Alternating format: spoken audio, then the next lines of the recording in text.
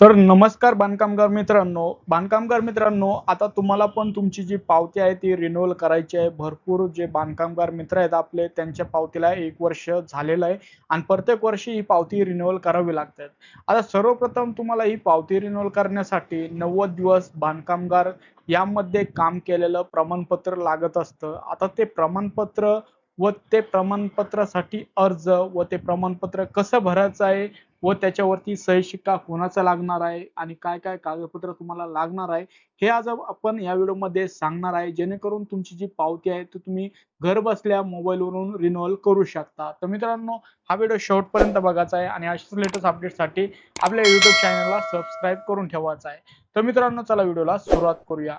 मित्रांनो, असं काही फॉर्मॅट देण्यात आलेलं आहे जे की 90 दिवस बांधकामगार जे सर्टिफिकेट आहे त्यांच्याकडून मिळत असतं. आता हे आपल्याला ग्रामसेवक आहे त्यांच्याकडून ही माहिती व याच्यावरती सही शिक्के घ्यावे लागते. जसं की त्यांचा जावक क्रमांक इथे येत असतो. इथं ते जावक क्रमांक टाकून देते तुम्हाला. त्याच्यानंतर जावक दिनांक येईल. इथे तुम्हाला तुमचा पासपोर्ट साईजचा फोटो लावून घ्यायचा आहे. त्याच्यानंतर खाली यायचं आहे. आता इथं बघू शकता तुमची जे पण ग्रामपंचायत, महानगरपालिका, नगरपरिषद, नगरपालिका याचं जे नाव आहे तुम्हाला इथं पूर्ण टाकून घ्यायचं आहे. जे अधिकारी आहेत जसं की ग्रामसेवक असतील तर त्यांचं नाव इथं येईल, त्यांचं पद काय आहे ते इथं येईल. तुमचा तालुका, आता भरपूर जिल्ह्यामध्ये तुम्हाला हेच सर्टिफिकेट आहे जे पावती रिन्युअल करण्यासाठी द्यावं लागतं. त्याच्यामध्ये कोणताही बदल होत नाही. तुम्हाला या सर्टिफिकेटची जी लिंक आहे मी पीडीएफ खाली आपल्या डिस्क्रिप्शन मध्ये देणार आहे, तिथे जाऊन तुम्ही डाउनलोड करू शकता. आता त्याच्यानंतर पिन कोड इथे टाकून घ्यायचा आहे. त्याच्यानंतर खाली आल्यानंतर बांधकामगाराचे नाव म्हणजेच तुमचं नाव इथे येणार आहे, तुमचा पत्ता येणार आहे, वय किती आहे आजच्या वर्षाला आणि गाव, तालुका, जिल्हा कोणता आहे ते येणार आहे, पिन कोड. त्याच्यानंतर तुमचा जो आधारला मोबाईल नंबर लिंक आहे ते येणार आहे. आता कामाचा प्रकार म्हणजे जे पण तुम्ही बांधकामगार या योजनेमधून काम जे करत आहात तर त्याचा प्रकार इथं येणार आहे. त्याच्यानंतर कामगाराचे सध्याचे कामाचे ठिकाण, सध्या तुमचं काम कोणत्या ठिकाणी आहे तो पत्ता तुम्हाला इथं द्यावा लागतो. संपूर्ण माहिती व्यवस्थित भरावी लागते.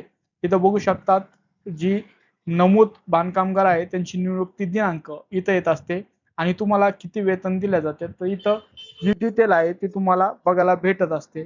त्याच्यानंतर खाली असं काही एक रखाना येतो, तिथं मागील वर्षामध्ये बांधकामगाराने 90 दिवस किंवा त्यापेक्षा अधिक काम केल्याचा तपशील इथं देण्यात येत असतो. सर्व जी माहिती आहे तर ते तुमचे बांधकामगार म्हणजेच कॉन्ट्रॅक्टदार किंवा ग्रामसेवक हे भरत असतात.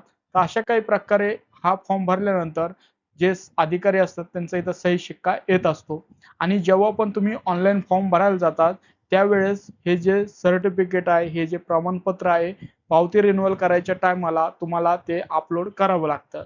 तर मित्रांनो, याच्या पुढचा जो रिन्युअलचा अर्ज कसा करायचा आहे हे सर्टिफिकेट अपलोड करून आणि त्याच्यासाठी काय काय डॉक्युमेंट लागतील आणि तो अर्ज केल्यानंतर त्याच्या पुढची प्रोसेस काय राहणार आहे, संपूर्ण माहिती तुम्हाला मी पुढच्या व्हिडिओमध्ये सांगणार आहे. लवकरच आपल्या युट्यूब चॅनलवर तो व्हिडिओ येणार आहे. त्याच्यासाठी हा व्हिडिओ जास्त जास्त शेअर करून आपल्या युट्यूब चॅनलला सबस्क्राईब करून ठेवायचा आहे. या व्हिडिओला लाईक करून ठेवायचा आहे आणि काही जर प्रश्न असतील मनामध्ये तर तुम्ही कमेंटमध्ये पण विचारू शकता. तर व्हिडिओ बघितल्याबद्दल आपल्या सर्वांचे मनपूर्वक धन्यवाद.